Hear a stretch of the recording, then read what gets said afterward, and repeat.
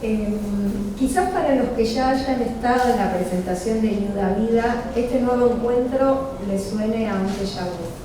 Es el mismo autor, Lautaro Fishman, el mismo editor, Alex Schmidt, el mismo especialista, José María Gutiérrez, de nuestro Centro de Historietas Demográfico Argentino, y la misma presentadora, que soy yo. Y otra vez voy a leer, porque cada vez confío menos en la memoria. Pero no es el mismo libro. A mí esta sensación, ahí lo tienen Andresito, a mí esta sensación de algo ya vivido, pero que en verdad todavía no ocurrió, que es como entiendo, se define un déjà vu, como un engaño de la mente que hace que nos parezca que ocurrió algo que todavía no sucedió, me parece muy pertinente para esta ocasión, no en el sentido de la repetición, sino de la persistencia. La persistencia y la permanencia de la fructífera y amistosa alianza que armaron este editor y este autor. La persistencia incluso de nosotros mismos desde un organismo oficial para sostener y para sostenernos. Este falso déjà vu es sobre todo una alegría porque nos confirma que desde nuestro espacio ellos nos permitieron acompañar, no solo en dos oportunidades, también en otros libros, la consolidación de un sello osado en su catálogo y en sus formatos. Y a un autor que no deja de comprometerse, tanto en el plano ideológico, con su convicción personal y laboral de que siempre va a estar del lado de los perdedores para reivindicarlos, para reivindicar sus heroísmos, como en el plano artístico, con obras de un cariz cada vez más pictórico. Hay que ver lo que transmiten esas pinceladas, pueden verlo en el libro, la fuerza que salta del papel y nos pega, y la idea de que cada imagen es un cuadro, pero no solo un cuadrito de historieta. No me refiero a eso como solemos decir nosotros, es un cuadrito, una viñeta. Digo un cuadro, un marco, con una pintura, con una obra de arte adentro. Cuadros, literalmente, no cuadritos que componen una historieta. Así entonces, no me queda más que agradecer a ellos y a ustedes, que son la otra pata que permite que todo esto se sostenga. Por esto que es y no es un déjà vu y porque espero vengan otros.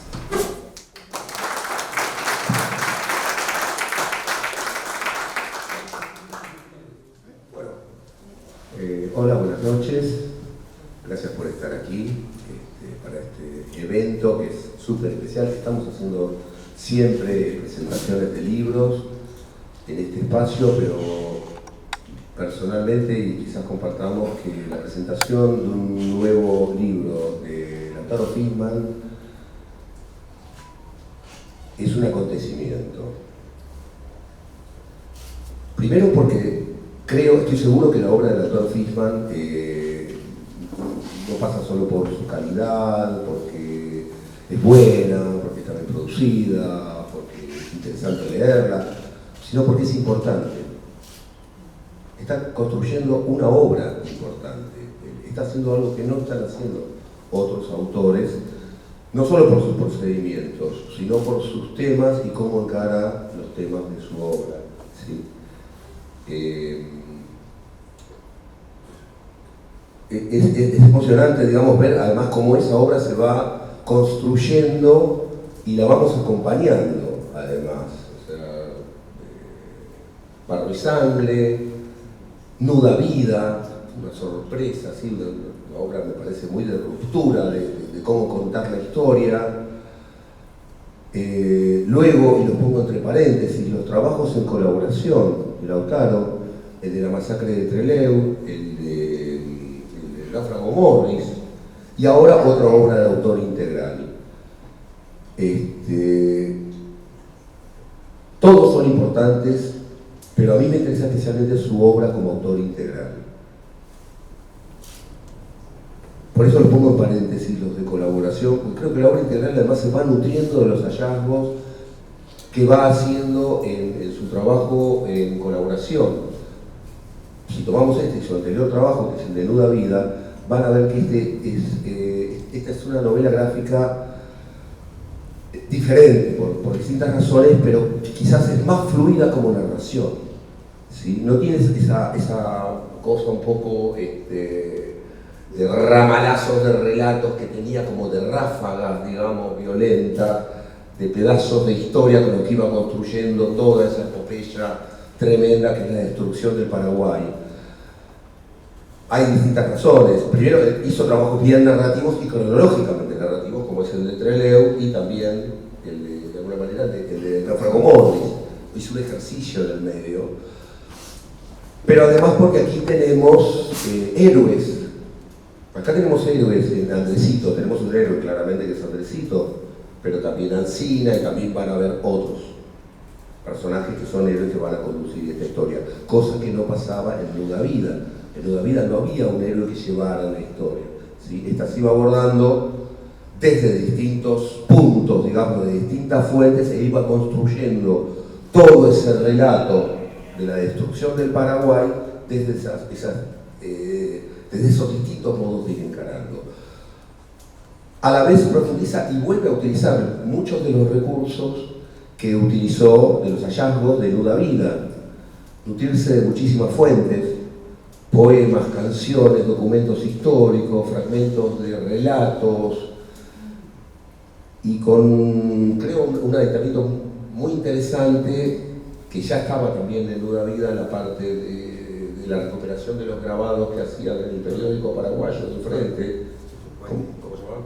De Cabichuí. De Cabichuí, donde para contarlo utilizaba y emulaba, digamos, las resoluciones gráficas de lo que es una silografía, ¿no? Impresos de grabados de madera.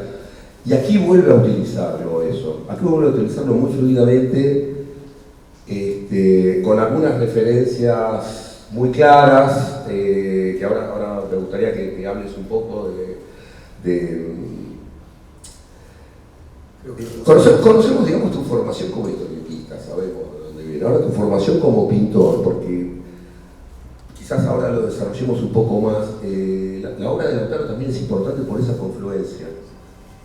Hay novelas gráficas, o intentos de novelas gráficas hechos por grandes artistas plásticos, ¿sí? Las hay, por virtuosos dibujantes, pero que no funcionan como historieta, que no narran, digamos. Y creo que uno de los rasgos maravillosos de la obra de Lautaro, y especialmente está aquí, es que no tapa ni choca, digamos, la belleza visual, plástica que tienen no solo el cuadro, sino el diseño de página, la construcción entera, con lo que es el relato y con lo que es la fluidez de lo que está contando. Y eso me parece que es un hallazgo. Le digo, he visto cantidades de historietas hechas por virtuosos dibujantes que no narran, digamos, no tiene fluidez, no tiene esa cosa que tiene la narración de historieta, además, ¿no? Que te tiene que atrapar y no la podés largar. Que esa es una de las características que para mí tiene como lector la historieta. Y la empezás y la tenés que terminar, y no podés dejar de pasar la página. O sea, lees, no contemplás. Por ahí en una segunda lectura ya contemplás, pero mientras tanto te vas maravillando porque está lleno de hallazgos plásticos extraordinarios.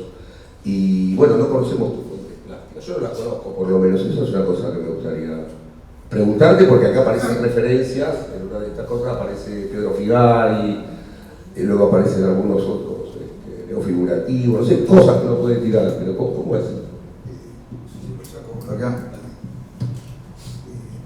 No, siempre me gustó igual la pintura, pero al mismo tiempo la historieta. En realidad desde muy chiquito leía historieta, pero mi vieja muy chiquito me compraba los libros del círculo de lectores, no sé qué venía con pintura, y de muy chico siempre me gustó, o sea, Rembrandt me gustó desde muy chico.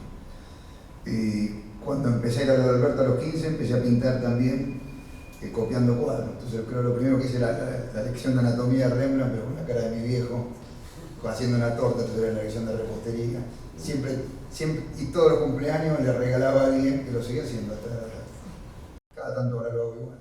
Un cuadro que lo copiaba, trataba que era más parecido, pero con la cara del regalo.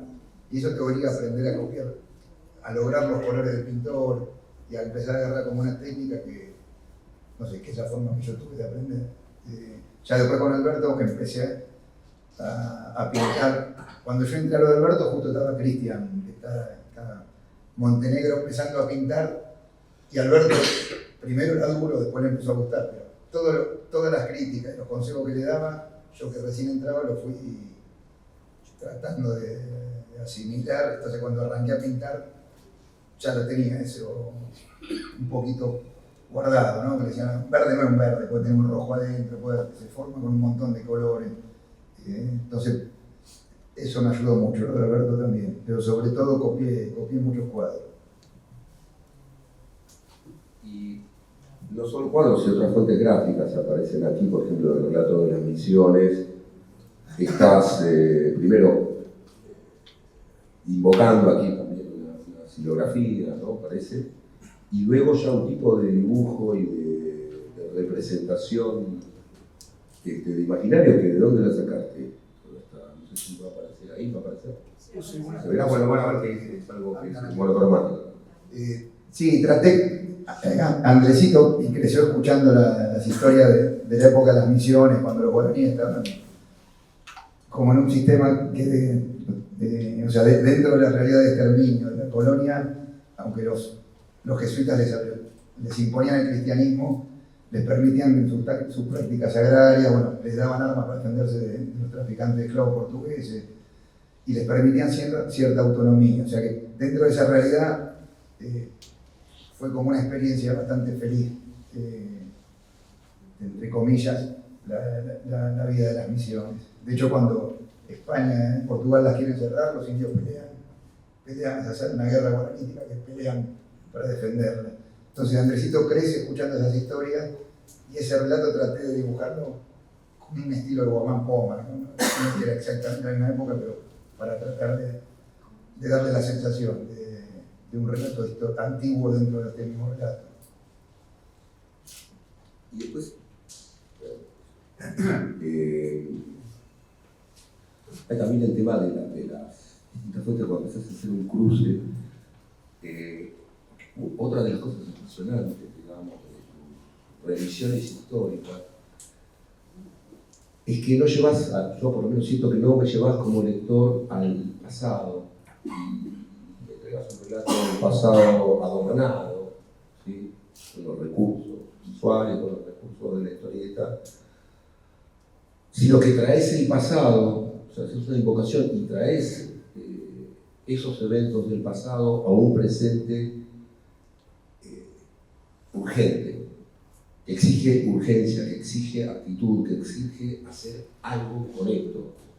No solamente contar la historia de esta epopeya, que son epopeyas guerreras, que son epopeyas que terminan mal, indefectiblemente, como termina mal la vida, fatalmente, pero que tienen un poco la parábola de Ícaro, digamos, ¿no? Si uno cuenta toda la historia de Ícaro, al final termina el culo, digamos, ¿no? Sube tanto al sol, vuela, se derrite en las alas y cae al mar y muere, es espantosa. Pero bueno, nadie habla de la felicidad de Ícaro que consiguió volar. ¿Qué es lo importante acá? ¿Al final se muere o que consiguió hacer lo que no hizo ningún hombre, que es volar? Bueno, eso tiene que ver un poco también con las insurrecciones, las epopeyas estas revolucionarias, que son, bueno, no sé yo, es el corto verano de la anarquía, pero bueno, existieron.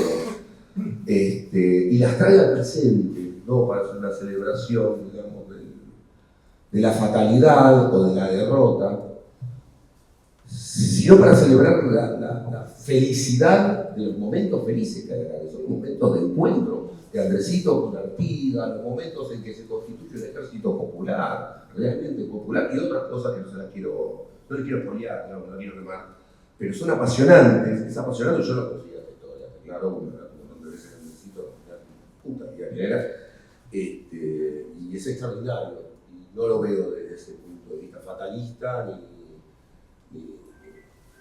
ni tremendo, digamos, ni de al final no morimos. Y al final pasan esas cosas, las revoluciones pierden el empuje y qué sé yo, y se vuelven conservadoras, se terminan todo sucediendo. Esa cosa de traer la urgencia a veces es con estos elementos que vos vas mezclando, si bien tenés fuentes históricas muy sólidas, hace algo que ya estaba en Nuda Vida, cuando en un momento aparecía un poema de Hellman, en un momento de fusilamientos, ¿no? Unos soldados rebelados que se ponían del lado de los paraguayos, y aparecía la voz de Hellman y a su vez era una voz que evocaba otras gestas y otras historias sin que sonara a intervención forzada, sino que venía y traía ese pasado al presente o a otros eventos de la historia, escribiéndolos en un relato mucho más largo que ese que está contando en esta historieta. Esa es otra de las sensaciones al leerlo. Y aquí hay sobre el cual te voy a hacer una pregunta, porque no puedo dejar de hacerla. Tiene que ver con esto, de traer. Hay una parte en la que hay una secuencia en la que van todo el pueblo en movimiento, que es un pueblo en armas que se alza, ¿no? Que es la redonda, se retiran desde la acecho Montevideo. Y los soldados del Imperio Portugués están al acecho. Si bien la guerra se trata de matar, hay soldados que atacan a los soldados enemigos. Esos son guerreros. Hay otros a los que lo mismo le da disparar a soldados que a civiles, sin importarles si son hombres, mujeres o niños. Y ahí se preparan. En general, que además el comandante está dibujado, está mostrado, como recordarán en Nueva Vida, aparecían Mitre, Urquiza, Sarmiento.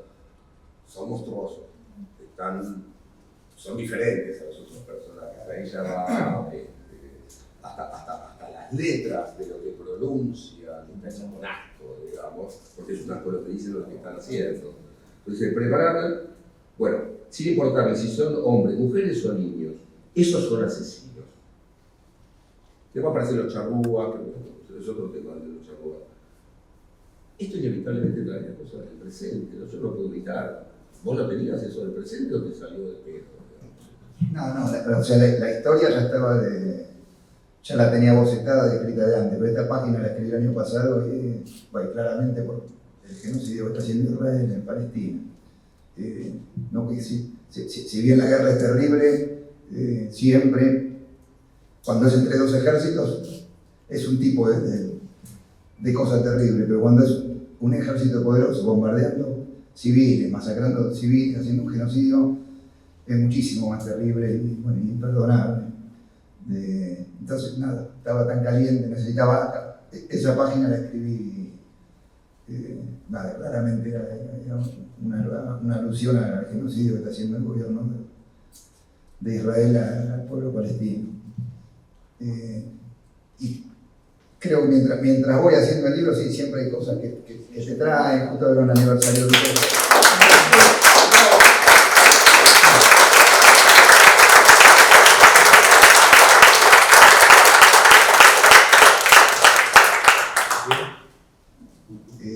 nada. Decías de otra. Otra parte, nada, justo un aniversario de Víctor Jara me estaba haciendo, entonces, no sé. También igual eso que hay canciones de él que siempre las tengo presentes, pero bueno, me entraba en la historia. Mientras la hacía me emocionaba sentirlo a Víctor Jara ahí. Bueno, que es un poco parecido al poema de Hellman en Nuda Vida. Igual el poema de Hellman en Nuda Vida bueno, igual de capo que Víctor Jara, pero era algo que parecía hecho para la historia, la verdad. Es un tipo que cuenta algo que pasa siempre, la verdad, son siempre los mismos los fusilados. Como que me vino sobre el Hellman que quedó ahí. Esto de Víctor Jara creo que no es tan importante, no entra con tanta fuerza como lo de Hellman, pero igual para mí era un homenaje a él.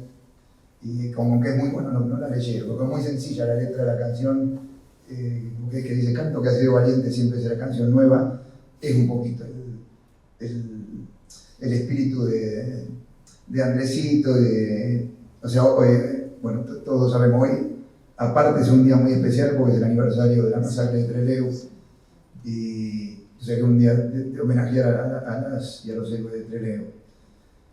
Y Pedro Bonet, cuando da la conferencia en el aeropuerto, dice una parte, le dice, nosotros somos los herederos, bueno, de las luchas rurales, de los obreros rurales en la Patagonia en el 21, pero también los herederos de la lucha por la independencia, ¿no? Es una segunda independencia, ellos están continuando la lucha de San Martín, y esa es la lucha de Andresito, Andresito contemporáneo, estaba ahí, aliado a Artigas, que se cartea con San Martín,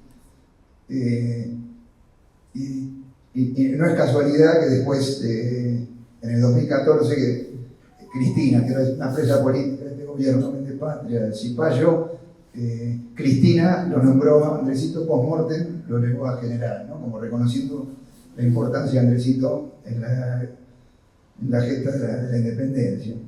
Entonces, es como que una misma historia todo el tiempo, es una misma lucha, y nada, trato un poco de contar eso un poco en el libro. Bien, bueno, este evento es auspiciado por el Ministerio de Capital Humano, como se habrán dado cuenta. No, hay algo que dijiste recién que por ahí nos puede iluminar un cacho en el procedimiento tuyo de trabajo, de armado de la historieta, de armado de la novela. Cuando dijiste, cuando metés por él, te aparece Víctor Jara, o te aparece Gelman, o te aparecen, los insertás sobre un guión que ya tenés, sobre un bocetado que tenés, aparecen al final, aparecen mientras los has escrito, tratando de decir, bueno, ¿cómo cuento esta historia? ¿Cómo es tu procedimiento? No tengo un procedimiento muy aceitado, siempre laburo, soy bastante caótico, pero no sé, en el de Gelman cuando van a fusilarlo, bueno, es una parte de la guerra del Paraguay donde encuentra Venancio Flores, uruguayos que van a pelear del lado de Paraguay, y bueno, los mandan a fusilar. Cuando los llevan a fusilar enseguida pensé en el fusilamiento de Trelew, ¿no? Que lo mismo, entonces eran uruguayos que sabían que iban a morir porque iban a enfrentar un ejército mucho más poderoso y fue mucho más grande su compromiso con la justicia que el miedo que podía dar o saber que vas a morir. Y es exactamente igual que los militantes de Trelew, bueno, los militantes que dieron la vida en general, pero entonces eran los mismos fusilados, y es esa misma sensación, esos tipos.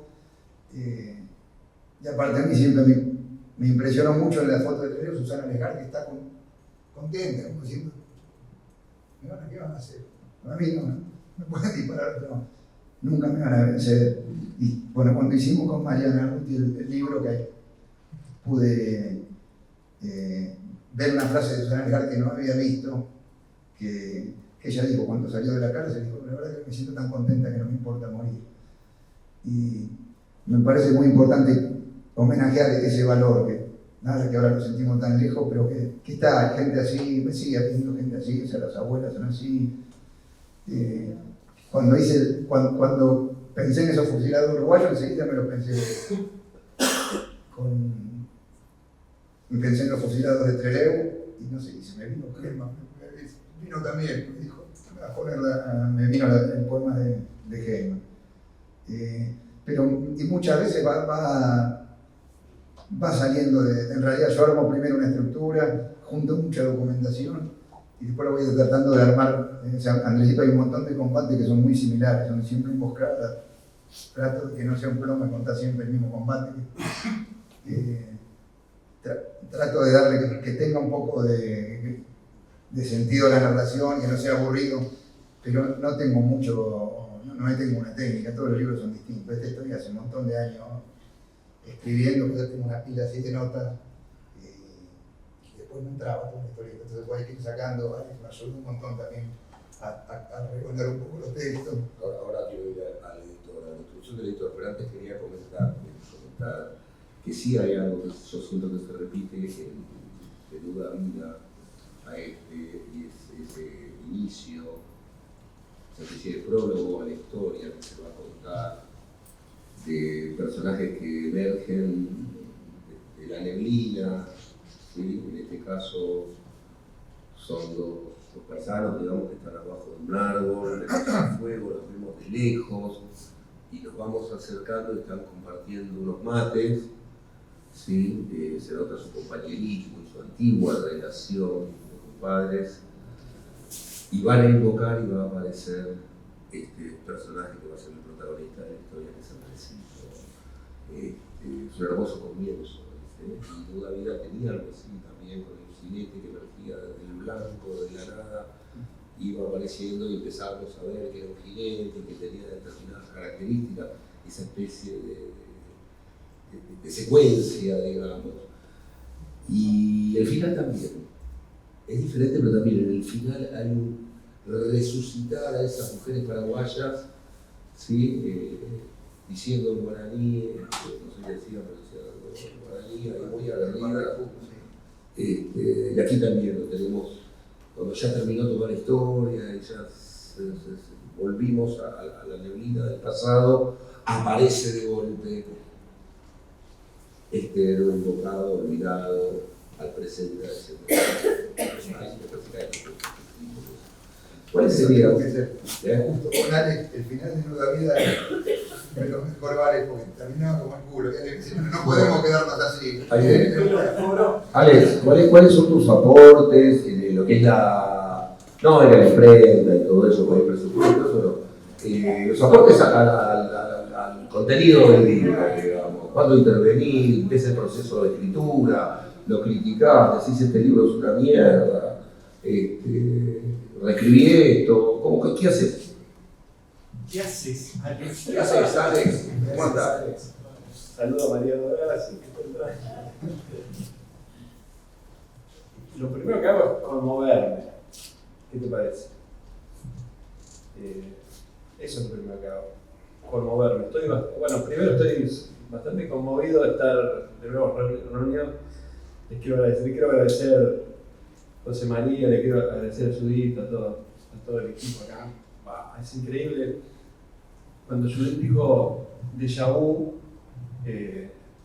Nuda Vida lo presentamos en noviembre del 2019.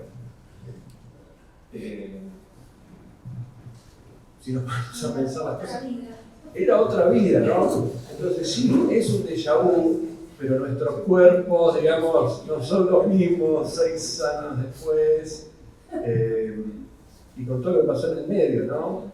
La pandemia, lo que nos está pasando, ¿no? Los gobiernos, esta cosa. Entonces lo primero es que este momento me conmueve enormemente porque estamos haciendo un acto de nuevo, sí, esa lectura que hacíamos entre derrota y derrota tenemos pequeñas victorias, digamos, y este libro es eso, festejamos con alegría publicar una obra de una dimensión que, esperemos, quedó plasmada, y eso es una tarea del editor también, que una obra tan grande como la de Lautaro quede plasmada como amerita, digamos, en el libro, y esa es una tarea mía, digamos. Primero conmoverme y después lograr que lo que imagina Lautaro, y en el diálogo conmigo, con sus amigos, y digamos, porque la obra de Lautaro también en un punto tiene algo colectivo, porque surge como de un deseo muy profundo, también de una conmoción muy profunda, de contar algo, de decir algo, porque se conmovió por, no sé, las clases de Trípoli, que ya, que no está entre nosotros, o por lo que sea, y a partir de eso, cómo transmitir, eso es arte, ¿viste? Cómo hacer de eso. Entonces, mi rol acá como editor, desde que me crucé a Ezequiel García y a todos los chicos y las chicas triperos, principalmente, fue ese como, tratar de hacer un producto editorial que digamos que les haga honor, digamos, a esa sensibilidad enorme que ellos tienen. Yo cuando llevo el libro a las ferias, todos los libros de Lautaro en general, pero de la colección, pero el libro de Lautaro, la gente se abre y queda como impregnada, tiene verdaderamente una experiencia con cada imagen, una experiencia recontra sensible, ¿viste? Y en un momento en el que estamos particularmente insensibilizados, ¿no? No quiero ser coyuntural porque esto está siendo grabado y lo vamos a subir seguramente y lo vamos a ver de acá a 1, 2, 5 años, quién sabe, gracias a los compañeros que están grabando, ¿no? Pero vivimos tiempos de insensibilidad tremenda, ¿no? Y Lautaro en el libro se hace una pregunta política de cómo podemos convivir, ¿viste? ¿Cómo podemos convivir entre nosotros? ¿Cómo podemos convivir con pueblos hermanos, digamos, ¿no? Pensando en sí, claro que nos habla del hoy, digo, nos habla de la coyuntura incluso, porque la pregunta por cómo podemos convivir es una pregunta que siempre está presente cuando sos sensible y digamos, estás sensible a las injusticias, digamos, para decirlo llanamente, ¿no? Entonces, la obra de Lautaro abre un campo de sensibilidad muy particular. Y eso, llevarlo a un libro, a un objeto material, es diferente de ponerlo en pantalla, digamos. Estamos absolutamente insensibilizados, digamos, por el píxel nos tiene absolutamente insensibilizados. Las imágenes pasan, y la experiencia del libro todavía, no quiero sonar conservador, pero la experiencia del libro nos detiene. Esta imagen nos detiene en algo que Lautaro está transmitiendo con una particularidad única, digamos. Entonces, nada, como editor, trabajo para eso, para lograr que la experiencia de Lautaro con esta obra se transmita y sea eso, sea una experiencia sensible artística que alguien la pueda, también se puede leer como una historieta, porque la historieta es arte, digamos, porque parece que estuviese como separando, pero ahí hay una particular, hay algo como muy particular puesto en eso, y nada, yo estoy absolutamente orgulloso de cuando la gente abre el libro y como se impregna de, y wow, se genera esa cosa que es como maravillosa, y entonces como que todos somos parte, ¿viste? Del mismo momento. Eso, haciendo libros, con pequeña. No sé si contesté lo que estaba preguntando.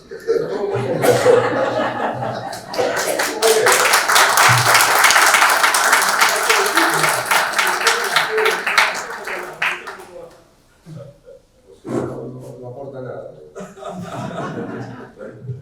No, aporta mucho y nosotros aparte siempre sabemos y confiamos en él, que le tenemos proyectos, proyectos con tamaño raro, formato raro.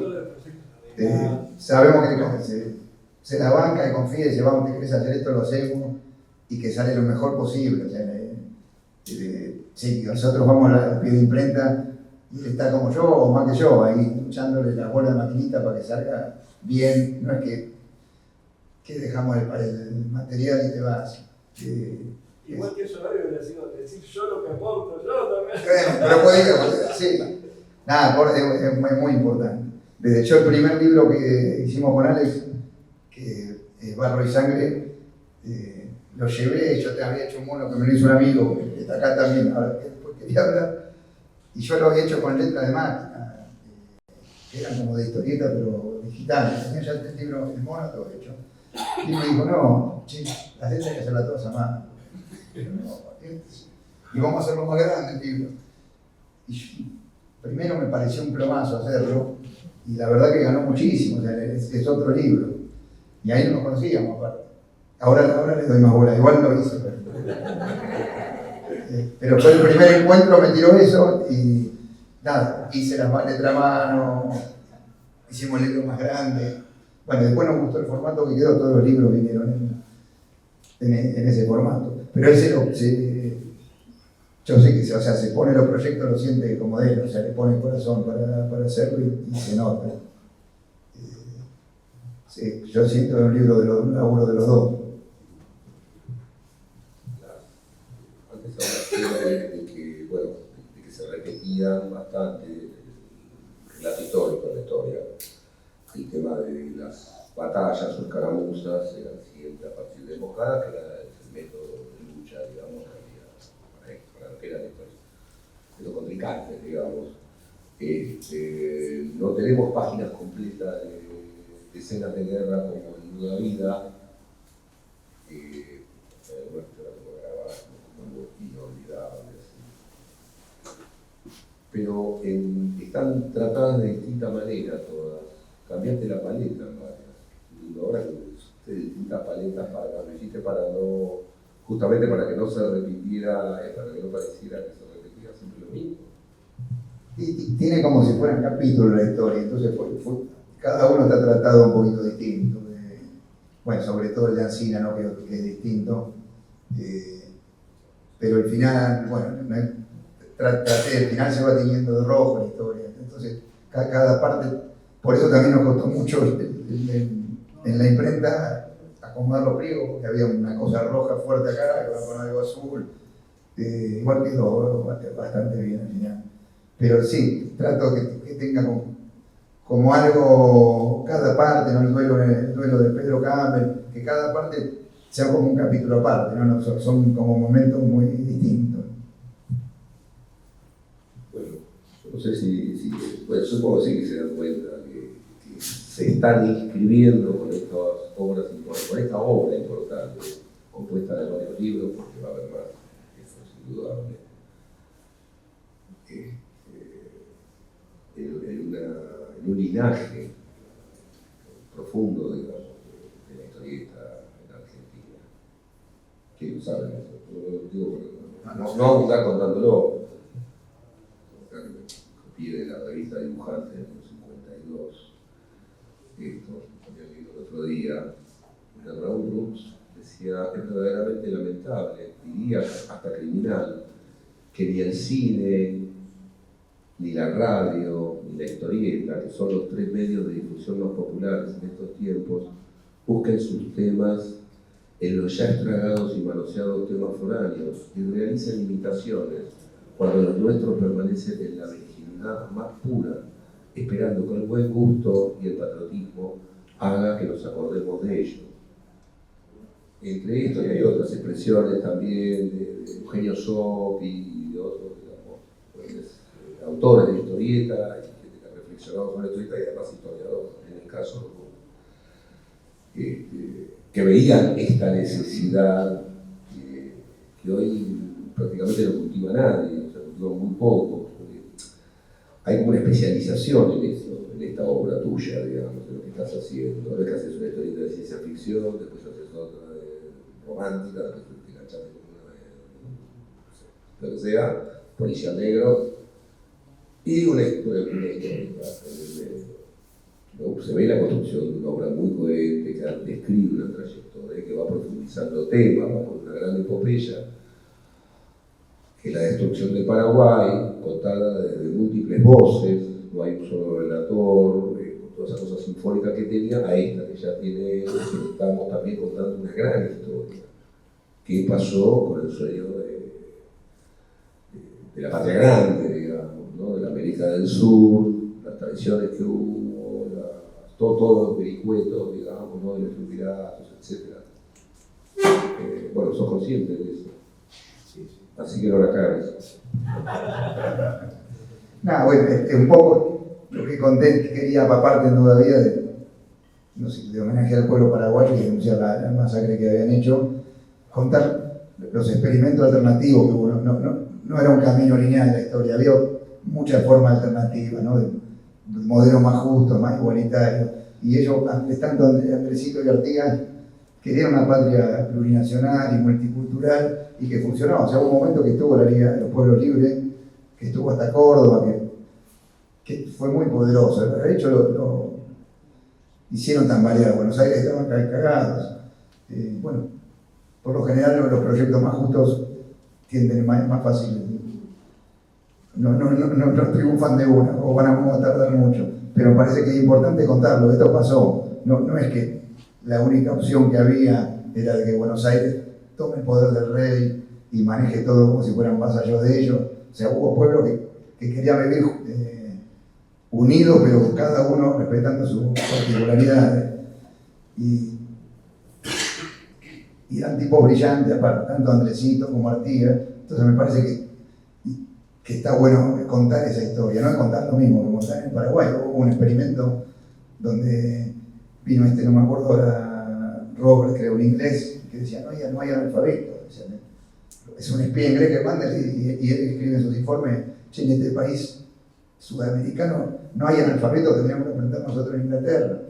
No, bueno, un país con industria, que tenía trenes, bueno, que lo destruyeron justamente por eso, porque era un modelo alternativo que mostraba que se podía ser independiente. Ellos tenían un modelo que mostraba que cada uno puede convivir con sus particularidades y no hay que destruir que es distinto. Entonces me parece que es importante contarlo.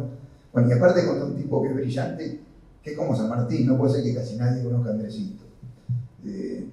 Yo la verdad que Andresito Artigas lo conocí de chiquito, sin saber bien con él, porque estaba Carlitos Mahmoud, que es muy amigo de mi tío, que está acá, o estaba, hasta sacar. Nada, que él, bueno, él es fotógrafo, documentalista, y estaba filmando un documental de Alberto, y ahí por eso yo podía estudiar con Alberto, que me hizo la onda para él.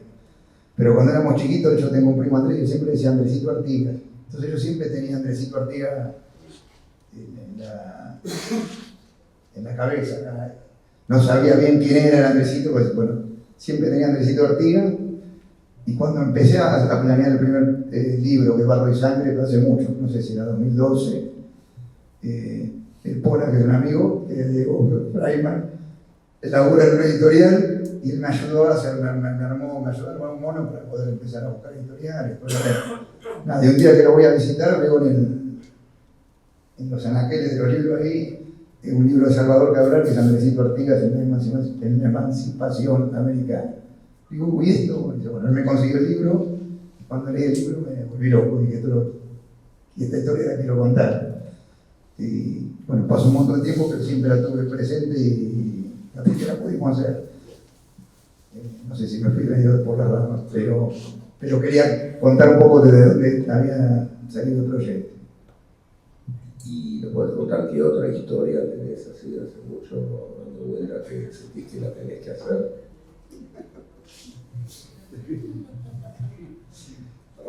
No, pero quedó como... Tiene que ver con lo que decía, ¿no? Sí, pero fue muy sensual.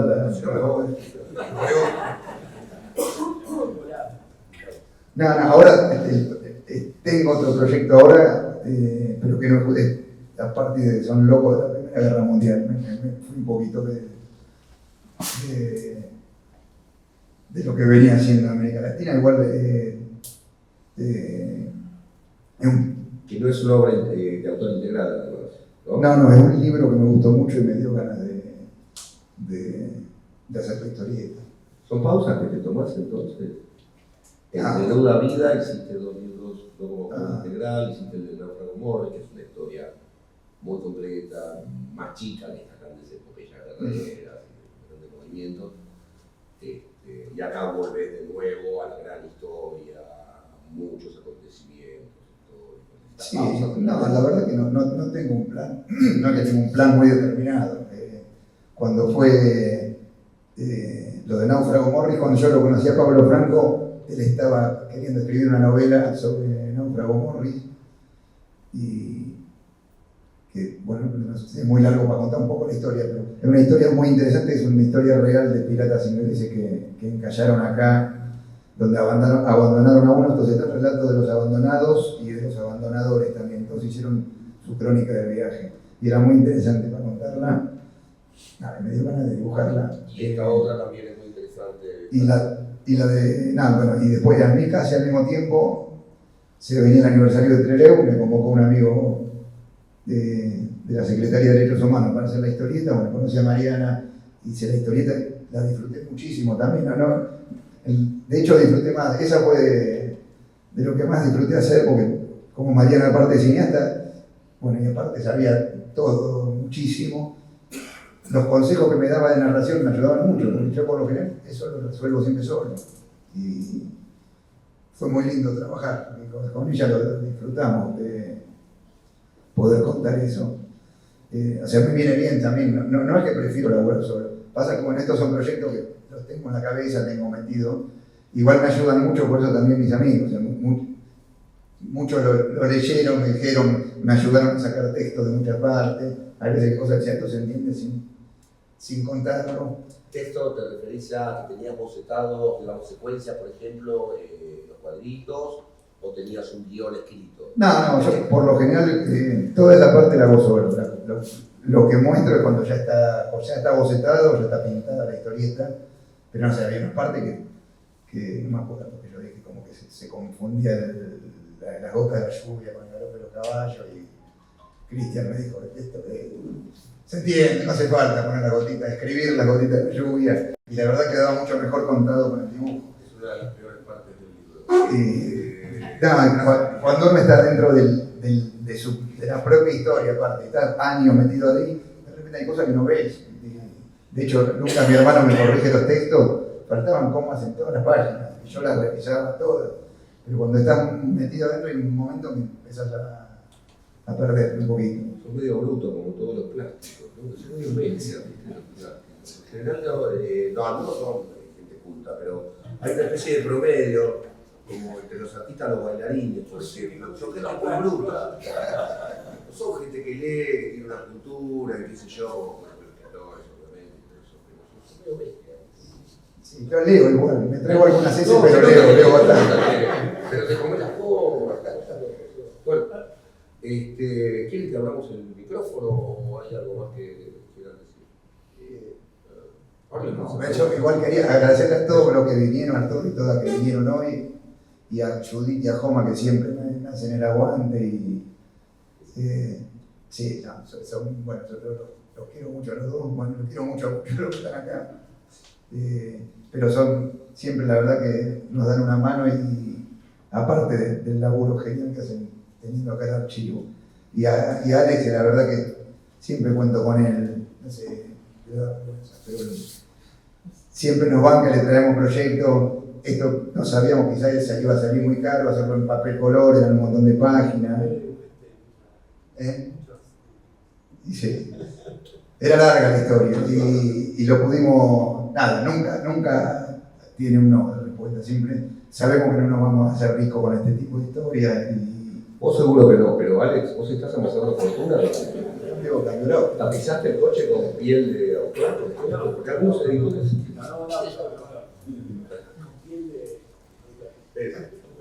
Bueno, abrimos el micrófono.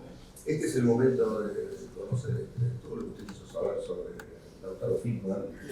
Andresito, que además es una yerba mate, puede preguntar sobre yerba mate. Mentira.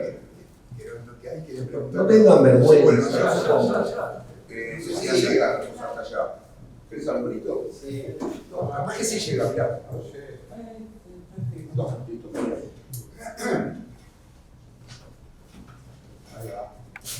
Justo estaban hablando de las referencias y no sé si hay una papada aparecida dentro de los contadores de hierba mala. Sí, a propósito. Sí, porque hay una especie de spoileo apenita, porque bueno, no está. Que Andresito Corrientes era federal y hacen un golpe de Estado, obviamente en complicidad con Buenos Aires, y la toman los unitarios, y aparte hacen una gran matanza de indios del pueblo de las Garzas, que eran artistas. Y Andresito va y vuelve a poner garcas, saca a estos garcas y toma el control de Corrientes de nuevo. Y hace la gente estaba muy asustada porque había habido una matanza de indios y pensaban que iban a tomar represalias, y ellos, Andresito, respetó mucho a la gente. Hay un relato de las hermanas Posterwhite, que es un relato real de unas inglesas que viven ahí, y contaron lo caballeroso que era Andresito. Y Andresito, para que haya buena onda, organiza una obra de teatro para el pueblo. Y obviamente los más ricos no van. Están como indignados, una obra hecha por indios. Y nada, uno de los garcas del pueblo que no va a ir tiene la cara del garca que tenemos ahora. ¿Podés cortar eso de cerca? Queremos seguir haciendo exposiciones, haciendo libros. Fue como un eufemismo, bueno, no se sabe. Acá, no, en la época de Alberto Fernández. Una fecha, por ejemplo. Eso me parece que es muy interesante, igual, no que es muy interesante de mi libro, pero muy interesante que hay material de archivo de verdad. O sea, estas inglesas estaban ahí Corrientes cuando pasó y lo cuentan de primera mano. O sea, ya estuvieron ahí, lo vieron Andresito. Y eso está en los relatos de los hermanos Robertson, que eran unos comerciantes ingleses. Entonces, esa parte traté, para mí eso es genial, cuando tenemos material real para poder narrar. ¿Está respondido o se fue al carajo? No, está bien. Qué bueno que lo viste, tú no sabes si se prendía viendo. Ese no. Pero arriba vos no se escucha, ¿sí? Sí, claro. No, porque voy a spoilear parte del documental que estamos haciendo Alberto. Pero bueno, yo lo conozco desde que nació, a los viejos, me vieron jóvenes y me miran que no me reconocen. Hace 60, 50 años. No, bueno, Lautarito se entera de que yo estuve relacionándome con Alberto, ¿viste? Con Grecia. Entonces tenía 14 años, 15. Me dice, Carlito, ¿le puedo decir a Alberto a Grecia si puedo estudiar con él? Sí, le digo, voy, te pregunto, ¿cómo no voy a preguntar por vos? Bueno, voy, viste que el viejo tenía fama de cabrón, qué sé yo, pero le dije que era mi sobrino. Yo tengo un sobrino que quiere estudiar con usted. ¿Qué edad tiene? 14, 15, es muy chiquito. Vio la cara de decepción, además de mi estrabismo, y dijo, habilitó, dijo, bueno, decide que venga. Si tiene condiciones se queda. Si no, le doy una patada en el orto y desaparece, así literal. Bueno, no había nada, era el teléfono negro, vaquerita, pasó, esto va a estar en el documental, pero pasó el fin de semana, no me llamaba él, no me llamaba Alberto, yo estaba todo preocupado, ¿viste? Porque no tenía noticia de cómo le había ido.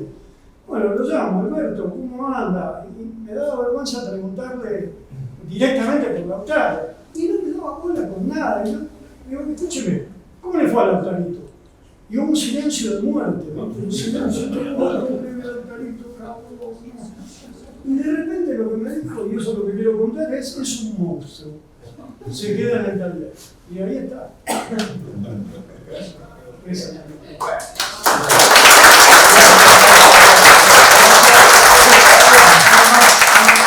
Ahora hay que contar todo solo, pero con el micrófono. Porque no se tomó la. Así quedaría mejor grabado. Sí. Bueno, ¿alguien más quiere expresar sentimientos, emociones, dudas, inquietudes? Bueno, miren que. ¡Wow!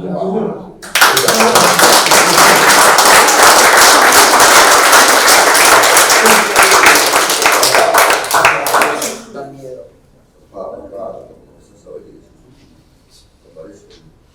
¿Te gusta Jane Simpson? Sí. Hay un homenajito por ahí. Pero cuando le pinté la cara me quedaron parecidos. No quiero copiar. Porque son unos monstruos, unas casas monstruosas. Bueno, sí, ahí, bien. Pero hablando de no se olvide. Sobre todo si es una anécdota. Y la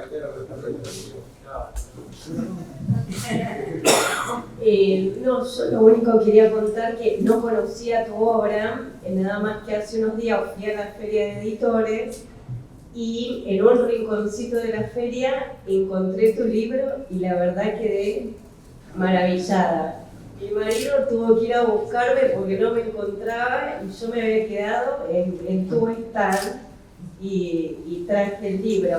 Mi pregunta puntual es, a mí lo que me impactó, tu técnica pictórica, y quería saber si tu pasión principal es la corriente expresionista, porque yo veo varias similitudes con Lucian Freud, que son disecciones de imágenes, la verdad, disecciones del alma. Bueno, muchísimas gracias. Sí, me encanta, es mi pintor preferido. Muchas gracias, pone muy contento. Sí. Me gusta mucho Rembrandt. No sabe lo que es la expresión. Me gusta mucho Rembrandt, yo siempre de lo que más me gusta también. Que lo tuyo yo lo veo como una obra expresionista absoluta de la corriente, en ese sentido. Sí. Bueno, pero ahí hay una decisión estética. ¿Por qué lo figurado queda un poco más lejos? Eso sí lo hemos conversado a través de la. Bueno, yo igual la villa bastante avanzada, aunque había visto páginas. Micrófono, por favor. Había visto páginas a lo largo del tiempo y algunas. Pero ya cuando la vi más o menos cerrada, es obvio que hay como, digamos, está más cerca de esa cosa expresiva que una cosa muy figurada, digamos. Pero eso es algo que ya en Nuda Vida venía haciendo, y eso es algo que por ahí no está tanto entre Leu, un poco menos, digamos.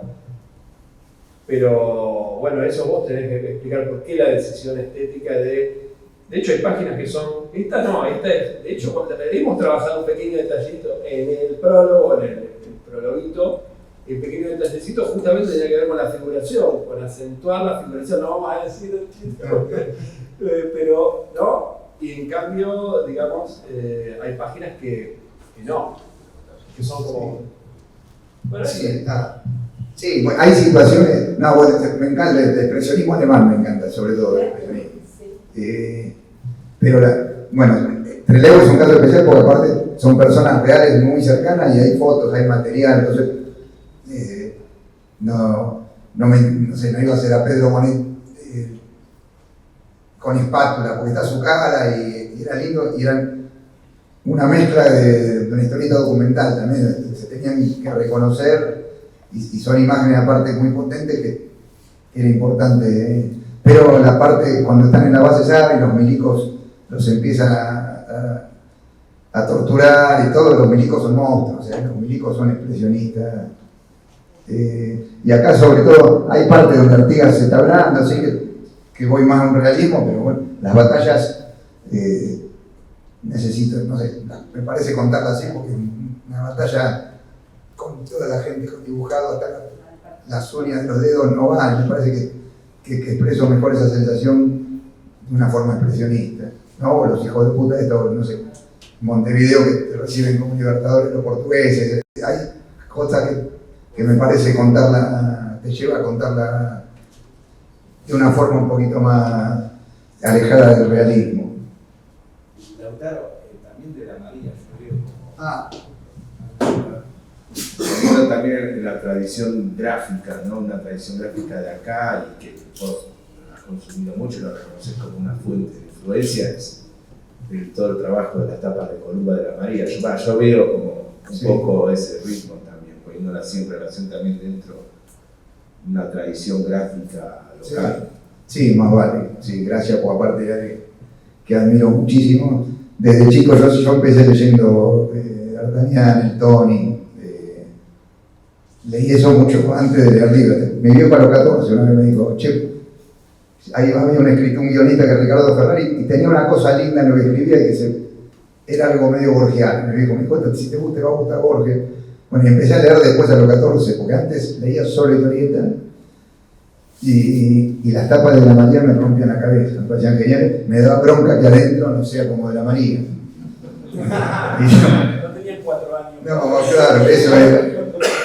Y yo trato, obviamente, no me sale como de la María, pero que esté pintado todo, a mí me gusta.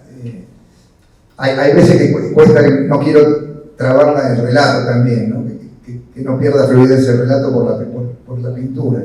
Pero bueno, es un desafío y algo que me digo que siempre estoy tratando de lograr, que no se me vaya algo que uno que interponga la fluidez del relato.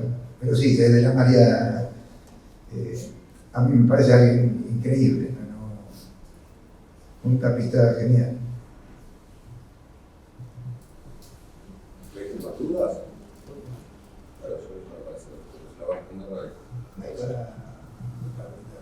Eso, bueno, a lo que venimos todos, que sabe ver. Vamos a brindar la edición de este libro y muchas gracias por venir, por estar aquí y por presentar ahora